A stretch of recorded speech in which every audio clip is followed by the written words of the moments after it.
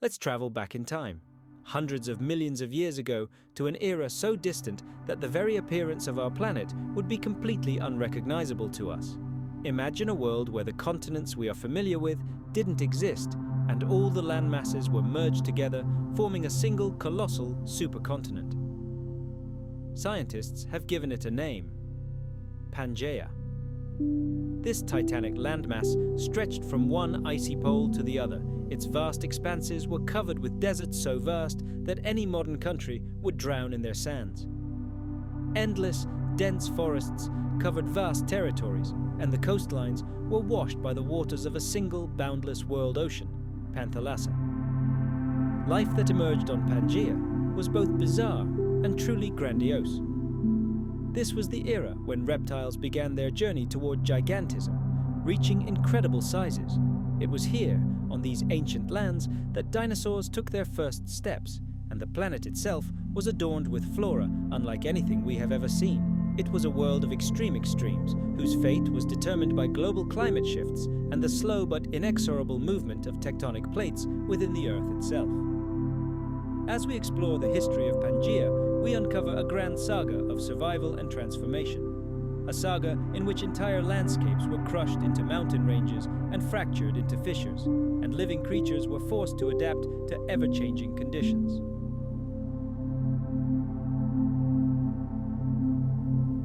Our planet never knew rest. It was in perpetual flux, and it was here, on this supercontinent, that some of the most astonishing chapters in the annals of life were written. This ancient world set the stage for the coming emergence of the true masters of Earth, creating all the conditions for the dawn of the age of dinosaurs.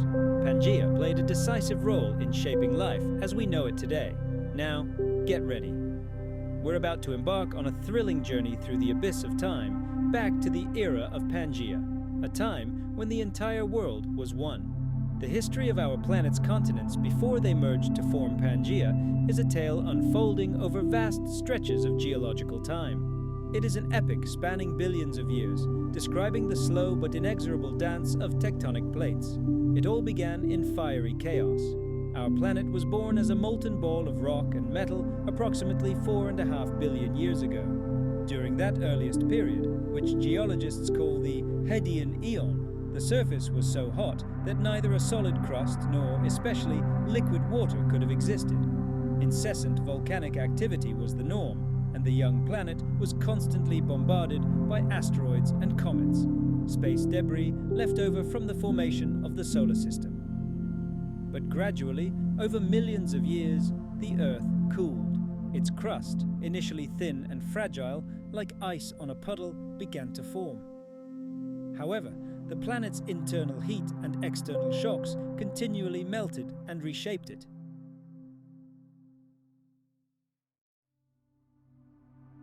For hundreds of millions of years, water vapor emitted by countless volcanoes rose into the atmosphere, condensed, and poured onto the surface, forming the first oceans. This endless cooling facilitated the emergence of more stable, though still mobile, land masses. The world ocean became the main stage on which the subsequent drama played out. The very first continental fragments were tiny, no larger than modern islands or so-called microcontinents, and composed of primitive granitic rocks. During the next era, the Archean, which lasted from approximately 4 to 2.5 billion years ago, the Earth's crust continued to thicken and become increasingly stable. It was then that the great machine of plate tectonics began to unfold. It may not have worked exactly as it does today, but its essence was the same. Small land masses began to collide and fuse into larger, more stable blocks. Reconstructing an accurate map of those ancient continental formations is incredibly difficult. Too much time has passed, and the rocks have been reworked many times by geological processes. However, evidence found in the rocks indicates the formation of the very first protocontinents. These were not yet giants like Eurasia or Africa, but rather clusters of smaller crustal fragments. One of the oldest hypothesized supercontinents, Valbara, is believed to have formed approximately 3.5 billion years ago from what is now South Africa and Western Australia.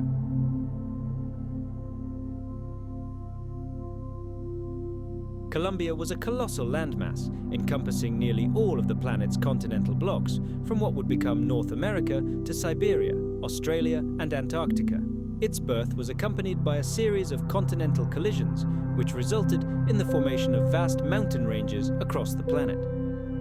Columbia remained stable for about 100 million years before it, too, began to break apart approximately 1.3 billion years ago. But the most well-studied supercontinent that predated Pangea was Rodinia. Formed approximately 1.1 billion years ago, it was a gigantic landmass centered around the equator. Rodinia was formed by the collision of several large blocks, including Laurentia, Proto-North America, Baltica, Proto-Europe, Siberia, Amazonia, and the vast landmass of Gondwana. This titanic collision closed the ancient oceans and created a new supercontinent, topped by enormous mountain ranges. The climate during Rodinia was harsh and unstable.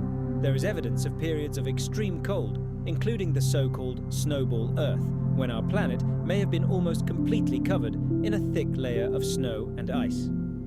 The breakup of Rodinia began approximately 750 million years ago. It was a slow and painful process, stretching over hundreds of millions of years.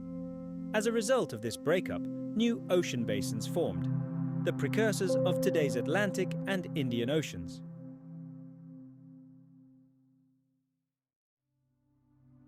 The fragments of what had once been a single whole drifted apart, only to reassemble millions of years later in a new final configuration of the supercontinent. Parallel to these grand geological dramas, an equally captivating story was unfolding on the planet. The story of life itself. Its earliest forms, primitive prokaryotic cells, appeared in the oceans, possibly as early as 3.8 billion years ago. And then, approximately 3.5 billion years ago, something revolutionary occurred. The emergence of photosynthetic organisms, specifically cyanobacteria. These microscopic creatures performed a miracle. They learned to harness the energy of sunlight to convert carbon dioxide and water into food, releasing oxygen as a byproduct. This seemingly simple biological invention forever changed the fate of our planet.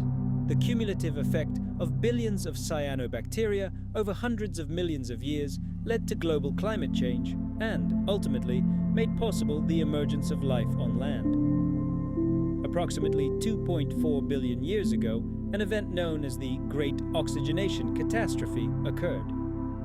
Oxygen levels in the atmosphere skyrocketed. For many anaerobic life forms existing then, this oxygen was a deadly poison. But for others, it paved the way for the development of more complex organisms capable of respiration. We still find evidence of these ancient photosynthetic communities today in the form of stromatolites, layered fossilized rocks formed by the activity of microbial mats.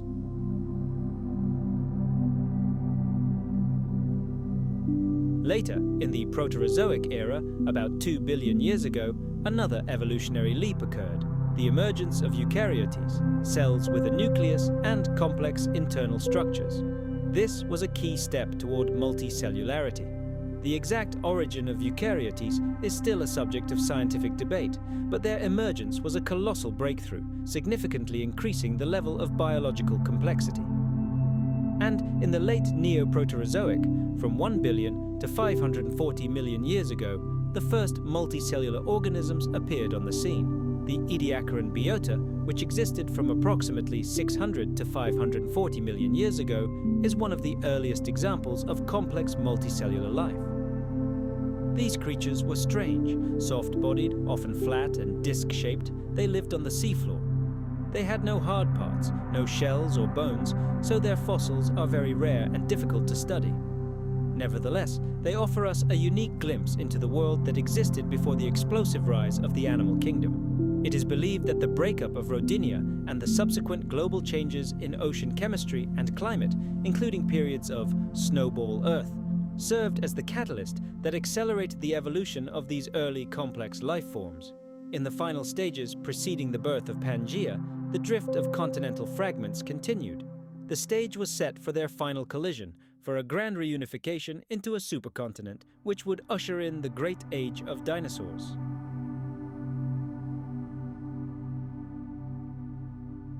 The formation of Pangea was the culmination of hundreds of millions of years of geological evolution. Driven by the inexorable forces of plate tectonics from the Earth's core, continents drifted and collided. This supercontinent, whose name means all Earth in ancient Greek, began to coalesce at the end of the Paleozoic Era. Let's fast forward to the Jurassic period. It was a true age of titans, the golden age of dinosaurs. Imagine a world bathed in warm, humid air, where dense, lush forests covered the land from horizon to horizon. It was precisely these almost paradisiacal conditions that became the cradle of the most gigantic creatures ever to walk our planet. And among these giants, one group stood out, becoming a symbol of that era. The sauropods. These colossal, four-legged herbivores, with their incredibly long necks and tails, were the true rulers of the Jurassic landscape.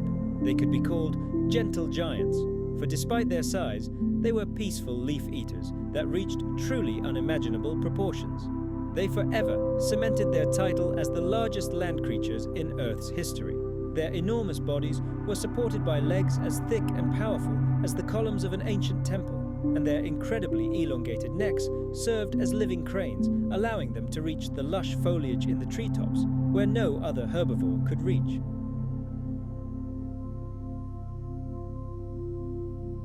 Among these amazing creatures, the sauropods, evolution gave rise to many different species, each of which found its own niche in this prehistoric ecosystem. Take, for example, diplodocids such as Diplodocus and Apatosaurus. They were distinguished by their thin, whip-like tails and peg-like teeth. Scientists believe this jaw design was ideal for browsing, tearing leaves straight from branches. Just imagine a Diplodocus, whose body length from nose to tail could exceed 25 meters. And the lion's share of this length was accounted for by its neck. Its relative, Apatosaurus, was slightly shorter, but had a much more massive and robust build.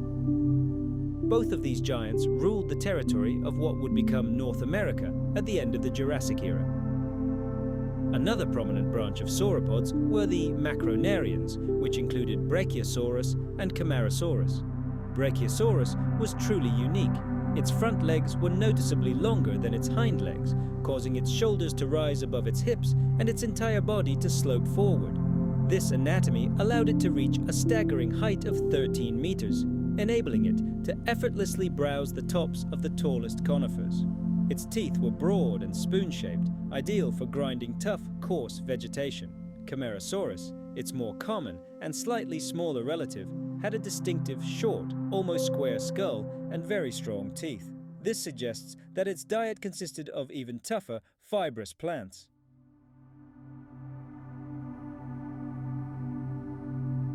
These sauropods weren't just large, they were incredibly successful and numerous, adapting to diverse conditions and spreading across the globe. Their enormous size served as their best defense against predators, and their very existence demonstrates how rich the ancient ecosystem was, capable of supporting such a colossal biomass.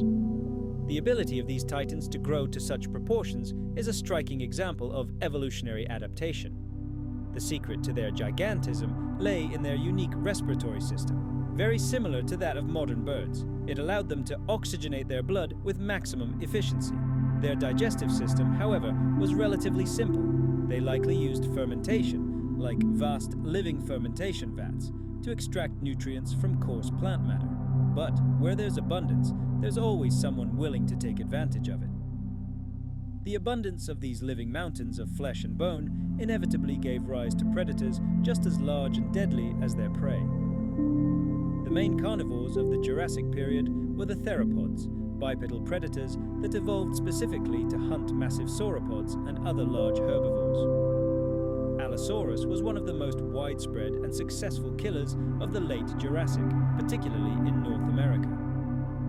Reaching 12 meters in length, this predator was a true killing machine. Its powerful skull, mouth lined with razor-sharp serrated teeth, and enormous claws on its three-fingered forelimbs left its prey with no chance.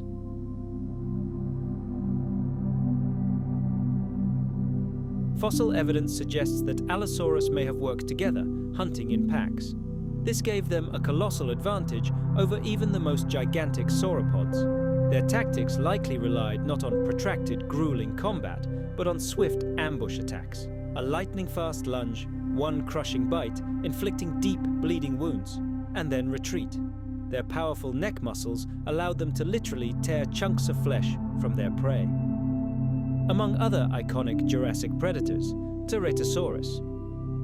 Ceratosaurus is impossible not to mention. It is easily recognizable by its distinctive snout horn and the crest of bony plates along its back. Ceratosaurus was somewhat smaller than Allosaurus, typically growing to 6 to 8 meters in length and likely preyed on medium-sized dinosaurs. Then there was Megalosaurus. Megalosaurus, one of the earliest dinosaurs ever described by science. This large theropod terrorized Europe throughout the Middle and Late Jurassic. These apex predators firmly occupied the top of the food chain, regulating herbivore populations. In that distant era, they were a constant and deadly threat to the countless herds that grazed the prehistoric plains. Their heightened senses, bone-crushing jaws, and astonishing speed for their size made them the undisputed kings of the ancient world. Geography facilitated the global triumph of these Jurassic giants.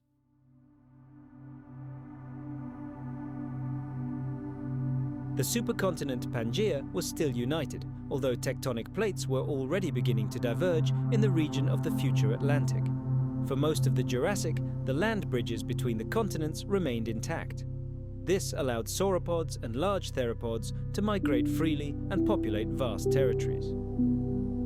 Unsurprisingly, paleontologists find very similar sauropod species in fossil deposits in North America, Europe, Africa, and South America. This is direct evidence that these species were able to move freely across the supercontinent. The vast expanses, covered in lush coniferous forests, thickets of cycads and ferns, provided an inexhaustible food source for herbivores, which in turn provided food for giant predators. The warm and consistently humid climate that prevailed across much of Pangea created ideal conditions for these ancient ecosystems to thrive.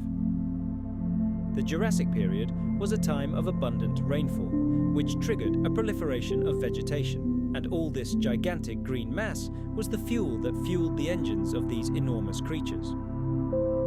Besides sauropods and large theropods, the Jurassic world was home to many other amazing dinosaurs. The silhouette of a Stegosaurus emerges before us, a herbivorous dinosaur whose appearance is unmistakable. A double row of enormous bony plates runs along its back, and its tail is topped with 4 dagger-sharp spikes.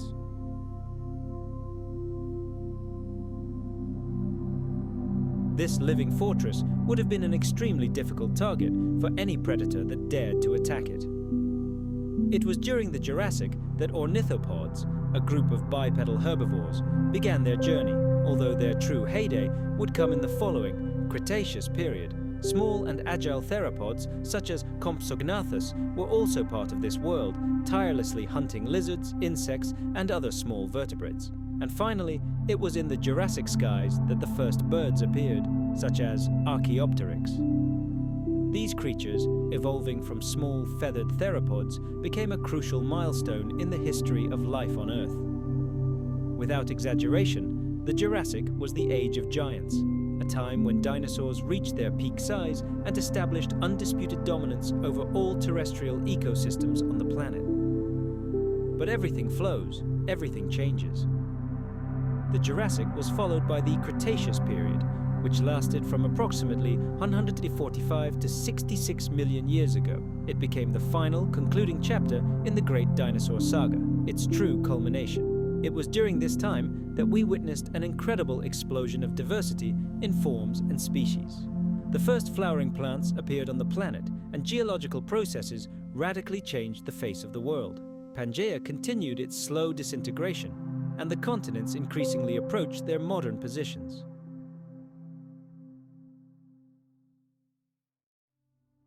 This growing isolation of the continents became a powerful driver of evolution. Each continent began to develop its own unique dinosaur species. During the Cretaceous period, North America was home to a galaxy of the most famous and unusual lizards. And, of course, the most recognizable of them all is Tyrannosaurus rex, a gigantic carnivorous theropod. Imagine a predator 13 meters long and weighing several tons. Its jaws possessed one of the most powerful bites of any land animal in history, capable of crushing even the thickest bones with ease. Its mouth was lined with enormous, serrated teeth the size of bananas, perfectly designed for tearing flesh and crushing skeletons. And although its forelimbs seem comically small to us, they were surprisingly strong. It may have used them to hold down desperately struggling prey. Scientists still debate whether Tyrannosaurus rex was an active hunter or simply a gigantic scavenger. But most evidence suggests it was both, a versatile predator that wasn't above easy prey, but could also hunt when necessary.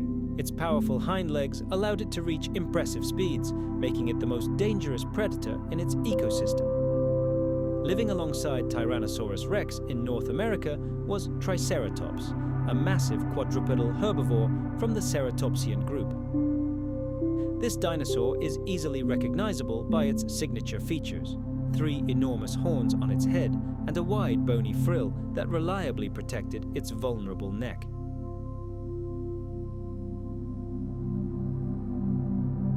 This formidable armament likely served not only for defense against predators like Tyrannosaurus rex, but also for ritualized combat with conspecifics over territory or mates. Triceratops had a powerful beak-like mouth and a battery of cutting teeth that, like scissors, crushed tough, fibrous plants. Fossil finds containing the remains of multiple individuals suggest that Triceratops may have lived in large herds, providing mutual protection. The Cretaceous period saw a veritable explosion of ornithopod diversity, particularly among hadrosaurs, often called duck-billed dinosaurs. These highly evolved and highly successful herbivores became incredibly numerous, particularly in North America and Asia. Hadrosaurs, such as Edmontosaurus and Parasaurolophus, possessed unique dentition. Their jaws contained thousands of tiny teeth, tightly grouped into so-called dental batteries. This was the perfect tool for effectively grinding even the toughest plant matter. Let's transport ourselves to a world where giant herds roamed the Cretaceous plains. Before us are hadrosaurs, or duck-billed dinosaurs, and their appearance is astounding. Many of them had striking bony crests crowning their heads. These were more than just ornamentation. These complex structures served as a sort of calling card, allowing dinosaurs of the same species to recognize each other from afar.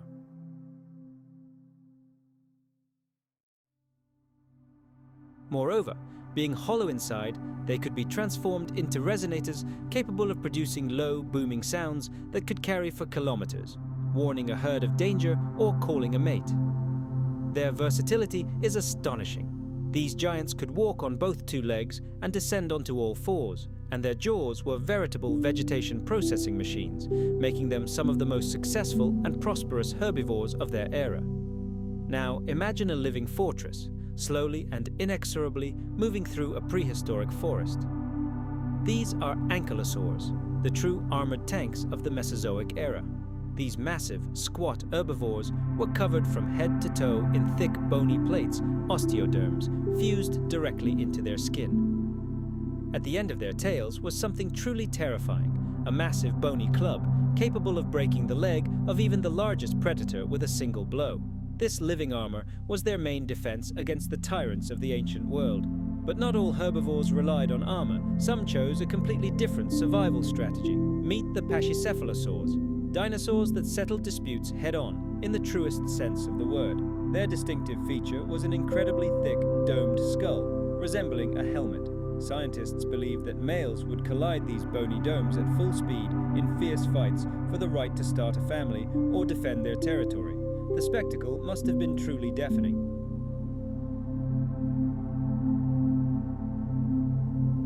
The Cretaceous period became an arena for the evolution of some of the most deadly predators. Dromaeosaurids, commonly known as raptors, emerged. However, popular culture has misled us here. The famous velociraptor, which lived in Asia, was actually a small creature, barely reaching 2 meters in length. But its size was more than compensated for by its deadly armament.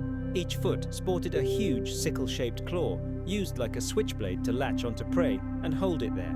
Its North American relatives, such as Deinonychus, were much larger and more dangerous. There is every reason to believe that these intelligent predators hunted in coordinated packs, allowing them to attack dinosaurs many times their size. And of course, the Cretaceous was a time of giants. Spinosaurus, a colossal semi-aquatic predator that fed on fish, hunted in the waters of ancient Africa. And the vast expanses of South America were dominated by Giganotosaurus, a monstrous carnivorous lizard whose size challenged even Tyrannosaurus rex. But the real revolution of the Cretaceous occurred not on the battlefield, but in the plant world. The planet itself was changing. The bleak and monotonous forests of the Jurassic period, composed of conifers and ginkgos, began to recede. They were replaced by a vibrant, blooming world. The first angiosperms, or flowering plants, appeared and rapidly took over the planet. This fundamental change forced herbivorous dinosaurs to adapt.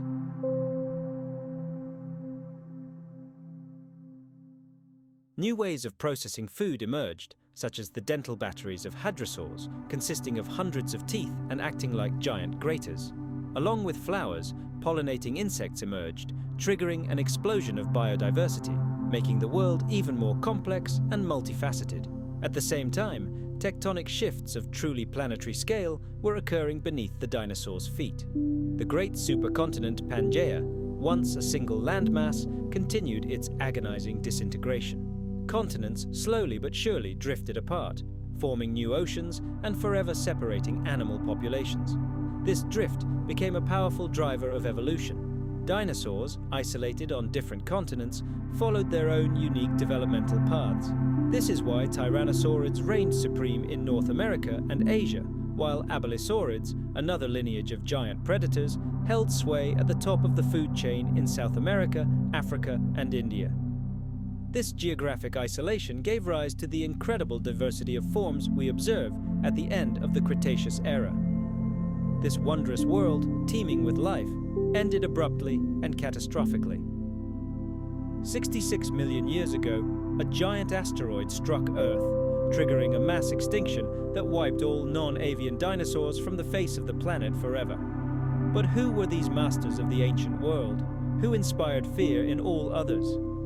They were the theropods, a group of predatory dinosaurs that dominated the land throughout the Mesozoic era.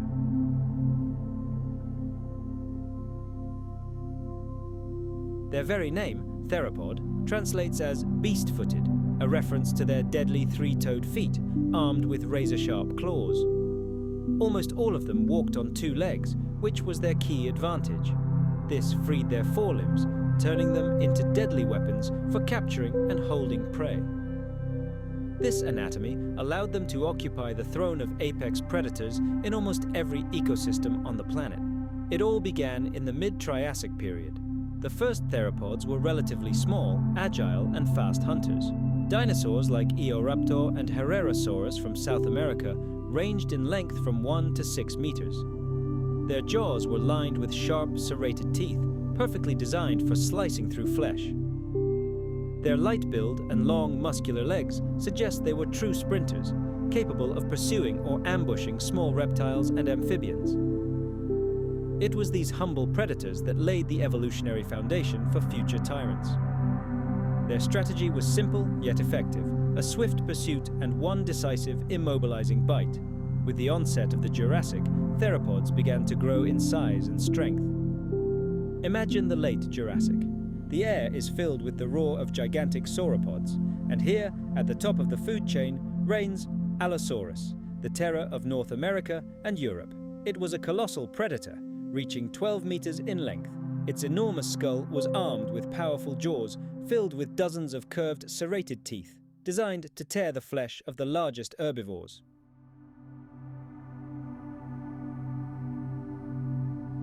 Its forelimbs, though short, were incredibly strong and ended in 3 sharp claws that dug deep into struggling prey. Discoveries of multiple Allosaurus skeletons lying alongside the remains of giant herbivores suggest a chilling thought.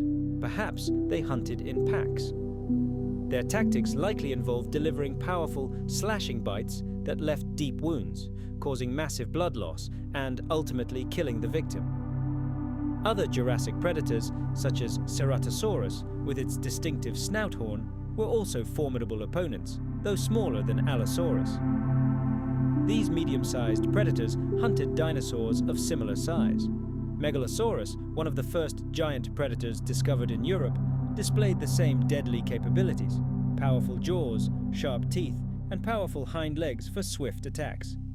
The success of these predators was directly linked to the abundance of enormous herbivores, which served as an inexhaustible food source. It was during the Cretaceous period that the diversity of predatory dinosaurs reached its peak, and among them was one whose name remains synonymous with terror and power to this day: Tyrannosaurus rex. Found in North America and Asia, it was the pinnacle of predatory evolution. Its massive skull, disproportionately large teeth, and incredible bite force, the most powerful of any land animal, allowed it to not just tear flesh, but crush bone.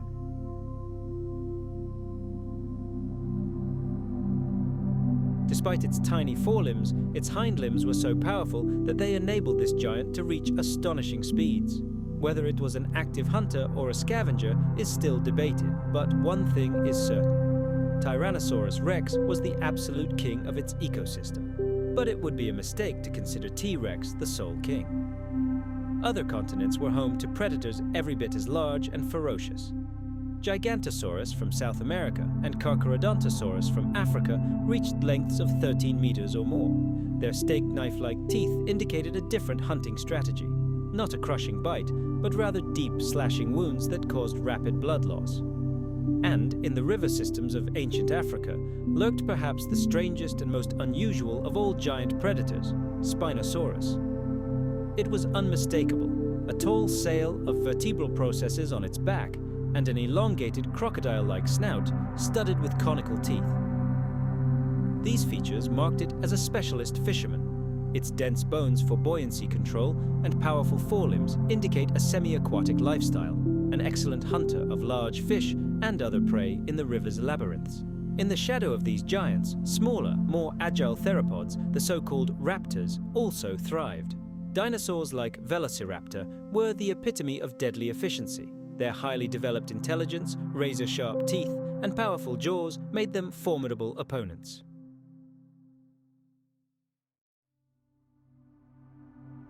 They likely hunted in packs, allowing them to take on prey many times their size. Their heightened senses, powerful legs, and prehensile claws made them the perfect killing machines. Fast forward to Cretaceous South America, to the ancient lands where one of the most recognizable predators of the time reigned, Carnotaurus.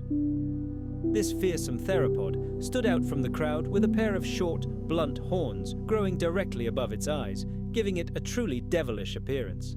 But it wasn't just its horns that made it dangerous. Its legs were incredibly powerful, veritable pistons built for high-speed pursuit.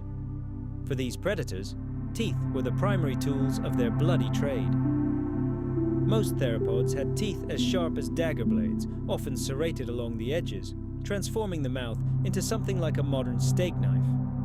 This design allowed them to easily rip the flesh of their prey. And most astonishingly, these deadly teeth were expendable.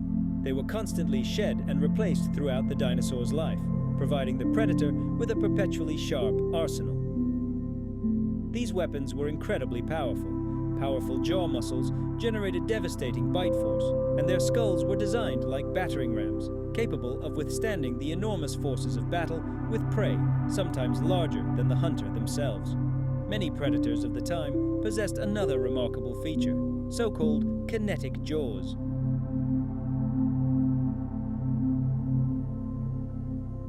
This meant that the joints in their skulls were mobile, allowing them not only to absorb blows from struggling prey, but also to manipulate their prey more effectively. The claws that crowned their forelimbs and hind limbs were equally important tools, serving to capture, hold, and subsequently dismember fallen victims. The evolution of meat-eaters during the age of dinosaurs was a relentless process, a veritable arms race. It gave rise to countless highly specialized killers.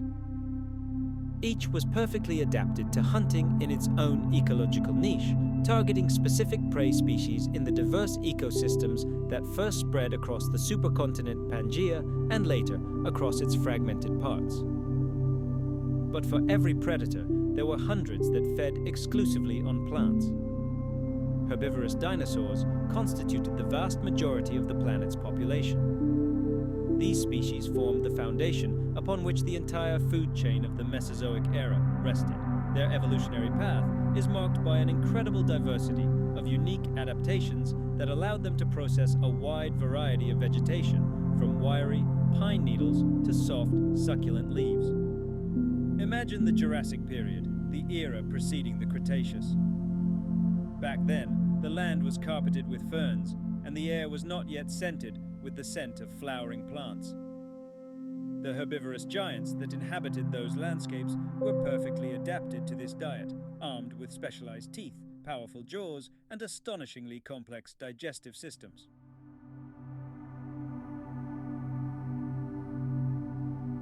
However, life as a herbivore was fraught with danger. As the primary prey for giant carnivorous monsters, they were forced to develop an arsenal of defense mechanisms. Some took the path of gigantism, becoming living mountains, while others donned complex armor and acquired deadly weapons. Among the most famous herbivorous dinosaurs, it's impossible not to mention the sauropods, long-necked, four-legged colossi that truly ruled the planet. As the Jurassic period gave way to the Cretaceous, evolution opened up new horizons for them. Their colossal size, often exceeding 25 meters in length and weighing tens of tons, was their main and most reliable defense against any threats. An adult sauropod, whether Brachiosaurus or Diplodocus, was a virtually invulnerable fortress, which even the largest theropods dared not attack. The long necks of these giants were marvels of natural engineering. They were supported by a chain of hollow, lightweight vertebrae containing air sacs. This structure allowed them to reach the highest crowns of conifers, where they feasted on leaves and shoots inaccessible to all other herbivores. Different groups of sauropods had unique dental structures. For example, diplodocoids, such as Diplodocus itself, had peg-like teeth in the front of their mouths. These were useful for stripping leaves from branches, like a comb. Macronarians, however, such as Brachiosaurus, had wider, spoon-shaped teeth.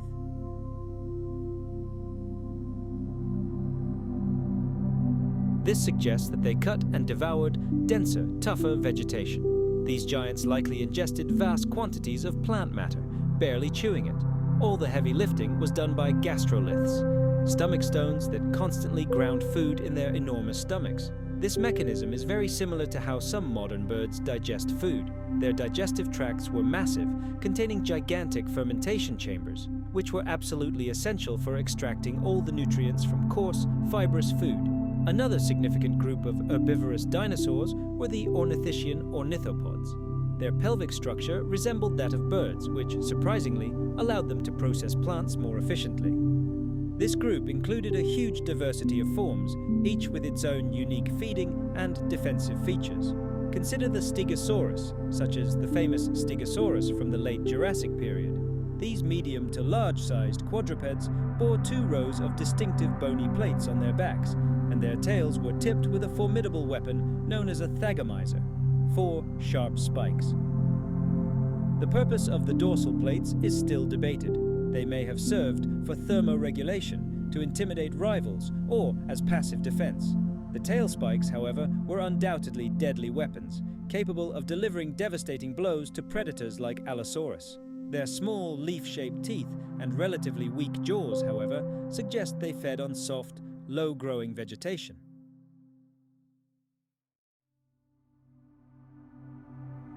Their powerful jaw muscles allowed them to perform this process with incredible efficiency, making them among the most sophisticated processors of plant matter. Hadrosaurs, or duck-billed dinosaurs, were among the most common and diverse herbivores of the late Cretaceous. These ornithopods were highly specialized eaters, renowned for their unique dental batteries. These consisted of hundreds of closely packed teeth that were constantly replaced, forming a single grinding surface. This allowed them to grind the toughest and most fibrous plant material, including the newly evolved flowering plants. Hadrosaurs could move on both 4 and 2 legs, perhaps for faster running or to reach high branches. Many of them sported elaborate head crests, which scientists believe were used for visual display and recognition of conspecifics, and may also have served as resonators for loud vocalizations for communication within a herd. Their sheer numbers and widespread distribution suggest that they were extremely successful herbivores, forming gigantic herds and migrating across the ancient world, reshaping the landscape. There were other ornithopods, such as Iguanodon, which lived in the early Cretaceous. It was a large herbivore, capable of walking on both 2 and 4 legs, with distinctive spikes on its thumbs that could have been used for defense or for grazing vegetation.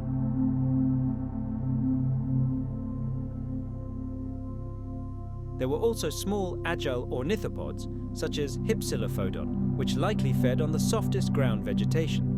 The evolution of all these diverse herbivorous dinosaurs was inextricably linked with the evolution of plant life itself on the planet. Early dinosaurs fed primarily on gymnosperms, conifers, cycads, ginkgos, and ferns. But during the Cretaceous period, a true revolution occurred. New food sources, flowering plants, appeared.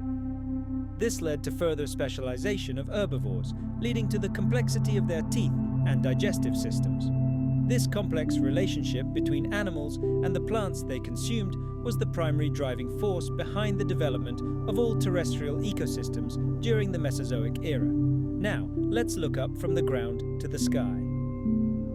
There, alongside the dinosaurs, for over 150 million years, from the end of the Triassic to the very end of the Cretaceous, soared pterosaurs, a unique and diverse group of flying reptiles. Contrary to popular belief, pterosaurs were neither dinosaurs, nor birds, nor bats. They represented a distinct lineage of archosaurs, closely related to dinosaurs but having developed their own entirely unique adaptations for powered flight. Their dominance in the air allowed them to occupy ecological niches inaccessible to terrestrial vertebrates. They hunted insects, glided through the upper atmosphere, fished in ancient seas, and soared above the vastness of the supercontinent Pangea.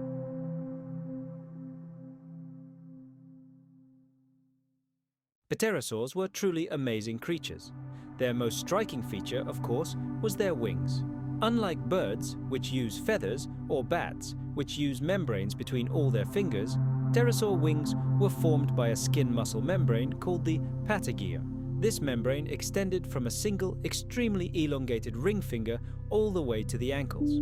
Let's take a step back in time and look at the design of a pterosaur wing. It was a true marvel of natural engineering, a highly specialized tool for conquering the skies. Its core was a single, incredibly elongated finger composed of several thin but strong bones. It served as the main support for the skin membrane, providing it with both rigidity and the necessary flexibility. And what about the other fingers? They were much more modest, just 3 tiny but clawed appendages that remained completely free. The pterosaur could use them to cling to rocks or tree branches when resting from flying. The membrane itself, stretched between the body and this gigantic finger, was more than just a piece of skin. Imagine a complex structure, permeated with internal fibers that gave it strength. The pterosaur could change its shape with pinpoint precision, controlling air currents and performing complex maneuvers in the sky. It was this unique wing structure that allowed these ancient flyers to be masters of the air.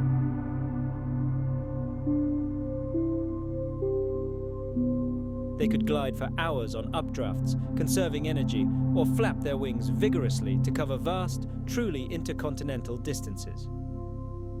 The world of pterosaurs was astonishingly diverse. They weren't a single species, but an entire class of flying lizards, varying in shape and size. Let's take a look at the very first of them. Here, at the end of the Triassic period, we see the pioneers of the air. These were typically very small creatures, often no larger than a modern sparrow or pigeon, with a wingspan of less than a meter. Among them were species such as Dimorphodon and Preondactylus. Their lives were fraught with danger. These early flyers likely darted through dense undergrowth like prehistoric swallows, snatching insects or hunting small lizards in flight. But evolution did not stand still. With the onset of the Jurassic period, pterosaurs began to rapidly increase in size. Species with long, bony tails appeared, often ending in a diamond-shaped, leathery paddle, a kind of rudder for maneuvering in flight. The sharp, needle-like teeth of pterodactyls leave no doubt about their diet. They were skilled fishers. Another famous inhabitant of the Jurassic period, Pterodactylus, was one of the first short-tailed pterosaurs, heralding a new wave of evolutionary change. Then came the Cretaceous period, a time of true giants, colossi who reigned supreme in the skies. One such titan was Quetzalcoatlus, discovered in North America.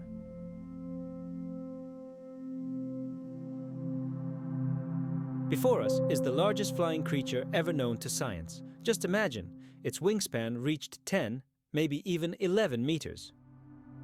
That's comparable to the size of a small modern airplane, like a Cessna. But despite its colossal size, Quetzalcoatlus was remarkably light. The secret lay in its bones, which, like those of birds, were hollow inside. This radically reduced weight and allowed such a colossus to rise into the air. Its long, completely toothless beak suggests that it was most likely a versatile hunter, scooping up small dinosaurs and other animals from the ground.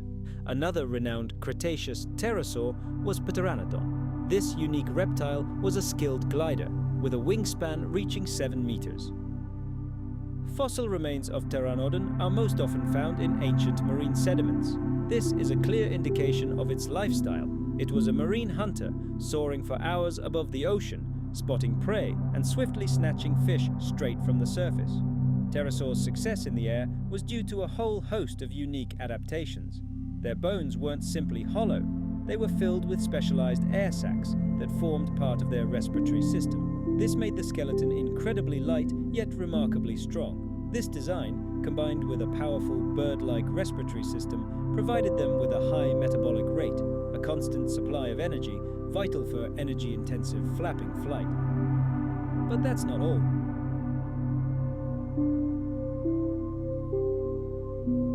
Fossilized skin impressions show that the bodies of many pterosaurs were covered in a thick, fur-like covering, which scientists call pycnofibers. This down may have served as insulation. This, in turn, suggests that they were most likely warm-blooded or endothermic creatures capable of generating their own body heat.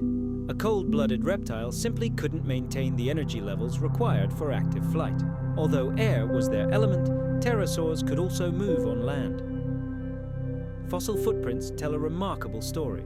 They walked on all fours, supporting themselves with their hind legs and folded wings, which they used as front legs. This must have looked somewhat clumsy, but it was quite effective. Some giants, like Quetzalcoatlus, may have been capable of powerful takeoffs directly from the ground. Picture this: the lizard crouches and then delivers a powerful thrust, using both its powerful hind legs and front wings, literally catapulting itself into the air. This ability to walk on land enabled them to hunt and build nests on dry land. Pterosaurs managed to occupy a wide variety of ecological niches. Many were celestial fishers, patrolling the shores of ancient lakes and oceans. Others specialized in insects, catching them in flight or on the ground, and the larger species were likely generalist predators or even scavengers, hunting small vertebrates or even scavenging carcasses of dead animals.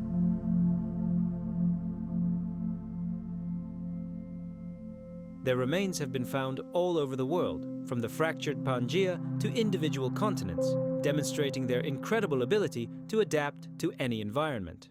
The evolution of these creatures is a striking example of how different groups of living creatures, even unrelated ones, arrive at similar solutions.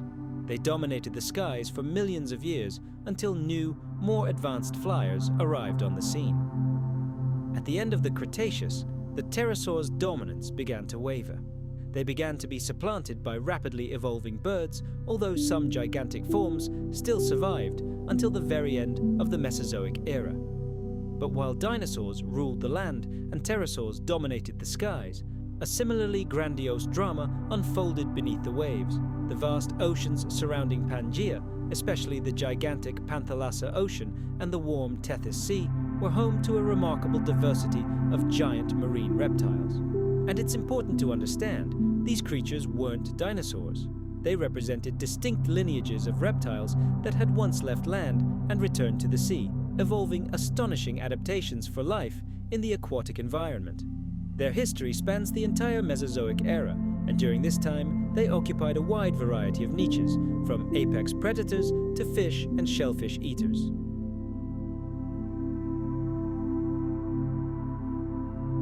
Their powerful flippers and streamlined bodies allowed them to efficiently navigate the vast expanses of Panthalassa and the Tethys Sea.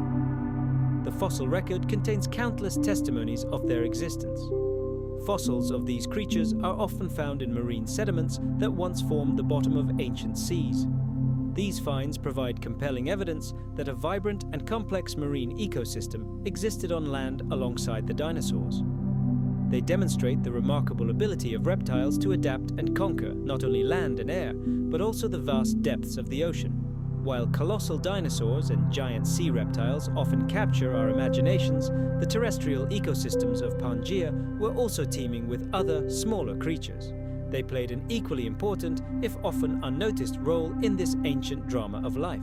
These included the earliest mammals, a variety of insects, amphibians, and countless species of small reptiles.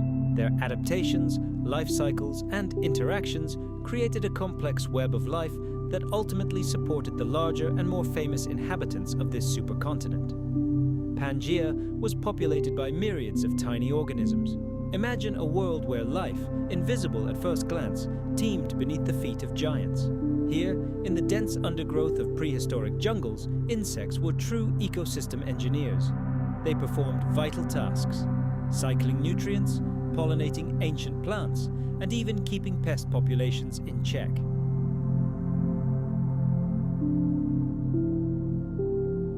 This army of tiny creatures was the base of the food chain, serving as an essential source of protein for a variety of predators, from young dinosaurs to smaller theropods. And in the shadows, under the cover of night, a new era was dawning. In the late Triassic period, the first mammals, or mammalia forms, emerged. They evolved from a more advanced group of therapsids known as cynodonts. These pioneers of the animal world were modest creatures, similar to modern shrews or rodents, and no larger than a common rat. But they already possessed revolutionary traits that shaped the future: a body covered in hair or fur, and, of course, mammary glands for nursing young, although direct fossil evidence of this is extremely rare. Their jaw apparatus became more sophisticated, and their teeth became differentiated, allowing them to chew food more efficiently. Unlike their giant synapsid ancestors who ruled the world during the Permian period, these early mammals relied on stealth. To avoid becoming easy prey for the enormous reptiles and dinosaurs active during the day, our distant ancestors adopted a nocturnal lifestyle. This survival strategy, coupled with their diminutive size, became the key to thriving in a world dominated by giant lizards. Their diet likely consisted of insects, worms, and small plant debris, such as seeds and spores. Their greatest advantage lay within. Their warm-bloodedness, or endothermy, gave them an incredible advantage.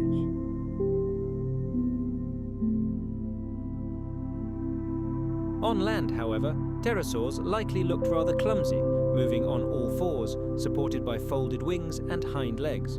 Giant forms like Quetzalcoatlus, the size of a small airplane, may have used a powerful catapult-like jump to get off the ground.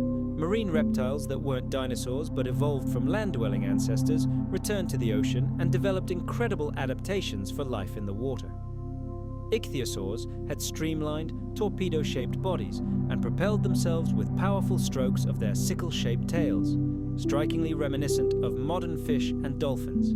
Their flippers served primarily for steering and stabilization.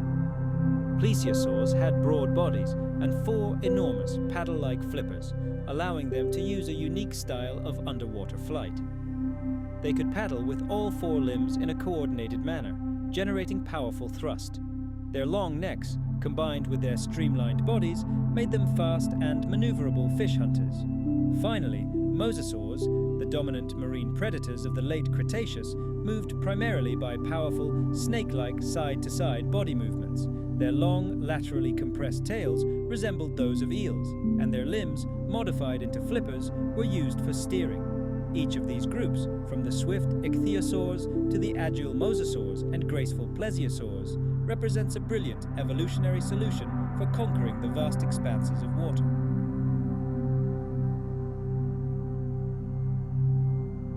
The Permian-Triassic Extinction event, the greatest apocalypse in the history of our planet, turned everything upside down. Land ecosystems were devastated, dominant groups of life wiped off the face of the Earth. This cataclysm cleared the way for a new dynasty of rulers, the Archosaurs. It was from their ranks that the first true dinosaurs would emerge in the mid and late Triassic period, destined to rule the world for millions of years. To understand this ancient world, we need to imagine the very atmosphere it breathed. In that distant era, at the turn of the Paleozoic and Mesozoic eras, Earth's air was completely different. It was a dynamic, constantly changing mixture of gases that directly dictated the rules of the game for climate and for evolution itself. The concentrations of essential elements, primarily oxygen and carbon dioxide, underwent colossal fluctuations. Conditions on the planet were sometimes so alien that it would have been simply impossible for modern humans to survive there. Understanding these atmospheric swings is the key to unraveling the mysteries of the physiology of the ancient plants and animals that inhabited the supercontinent Pangea. Let's look back to the late Carboniferous period, the time before the final formation of Pangea. The air then was unusually dense and oxygen-rich. Its atmospheric content reached an incredible 30–35%, while today we breathe air containing only 21% oxygen.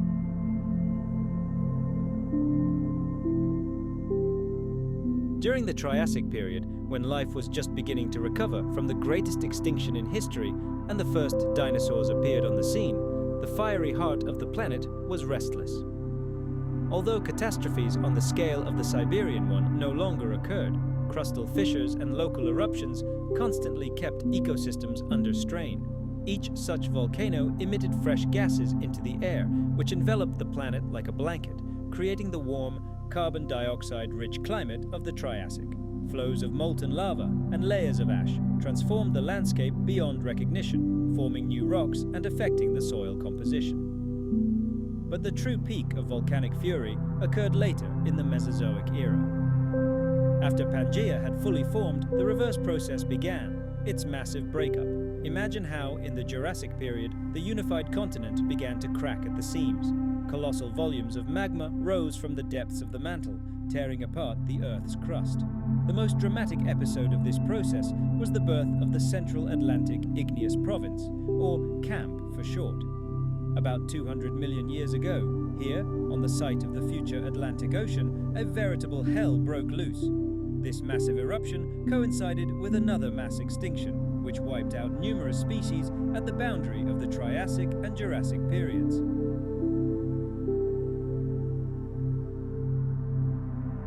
While the Jurassic and Cretaceous periods are known for their titanic and iconic lizards, the Triassic was a time of much more humble and inconspicuous creatures. During this era, dinosaurs were still searching for their place in the sun, living in the shadow of many other, far more formidable reptiles. The conditions of the Triassic world were unique. The supercontinent Pangea was still united, and life was only just recovering from the great Permian extinction. Let's fast forward to the early Triassic, a world just beginning to recover from the apocalypse. Ecosystems were recovering slowly, and the dominant animals on land weren't dinosaurs at all. Other reptiles, such as Lystrosaurids and early Archosauromorphs, ruled the roost. The first true dinosaurs didn't appear until the mid-Triassic, approximately 230 million years ago. These pioneers were small, bipedal, and meat-eating. They bore no resemblance to the giants that would shake the Earth in the future, occupying a rather modest position in the food chain. One of the earliest and most famous Triassic dinosaurs is Eoraptor, whose remains were found in what is now Argentina. Picture a small but incredibly agile bipedal predator, only about a meter long. Its sharp teeth leave no doubt that it was a hunter pursuing small prey. Another early representative of the era, better known as Herrerasaurus, was a larger predator, reaching 2 meters in length. It likely preyed on larger animals.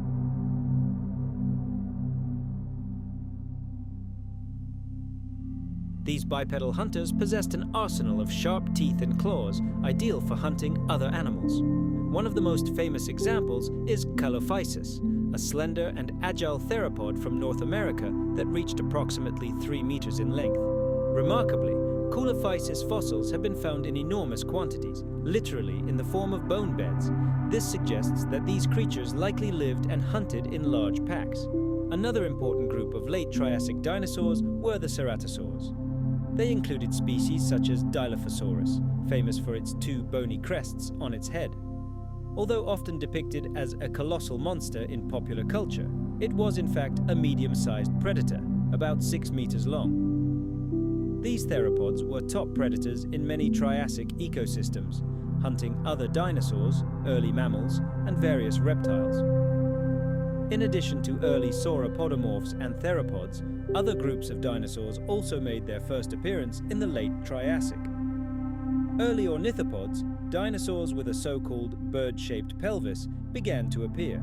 These were typically small bipedal herbivores, such as Lesothosaurus. Their unique pelvic structure allowed them to digest plant matter more efficiently. Although they were not as diverse or prominent as other groups, they played a key role in the subsequent evolution of the entire dinosaur superorder.